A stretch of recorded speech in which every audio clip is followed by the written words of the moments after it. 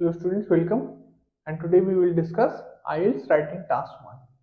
So the question is, the graph below shows the information on waste disposal in a European country from 2005 to 2008.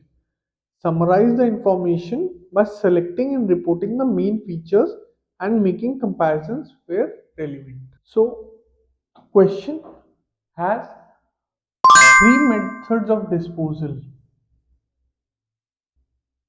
landfill, burning, and dumping in the sea. The data is calibrated in million tons, and we have 3 years: 2005, 2006, and 2008. Okay, so this is a bar graph. So we can say the bar graph illustrates the method of disposal in the years 2005, 2006, and 2008 in a particular European country or in a particular European nation. So we can see that the preferable mode of mode of disposal was landfill, and its popularity decreased over the years. From 2005 to 2008, the method of disposal of landfill was decreased over the years, while dumping in the sea as a mode of disposal increased. Okay, so this is our overall.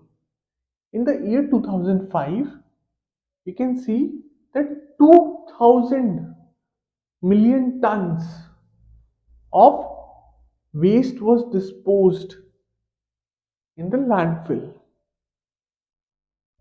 But in the year 2008, you can see um,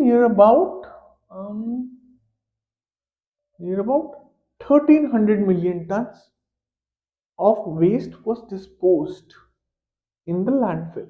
But in the year 2005, there was about 1200 million tons of waste was disposed in the sea, dumped in the sea, and it saw of about 20% to around 1600 million tons, while burning of waste basically fluctuated from 900 million tons to 1200 million tons, and then back again to around 1000 million tons. So this is how you can make your essay. So first is your introduction, where you summarize the question. Second is your overall. In the third paragraph, you talk about the two prime methods of disposal: landfill and dumping in the sea.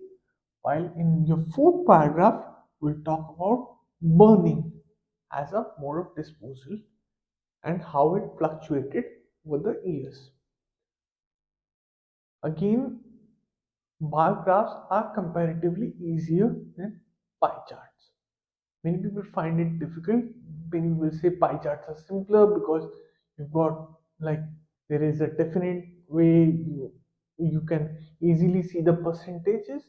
But I find bar graphs easier because you can use approximations better. You can use approximately or nearly kind of words. While in pie chart, you have to use definite. So definite percentages comes into the factor, and this is where students make mistakes. I hope you enjoyed this video. Thank you, and I will see you in the next one.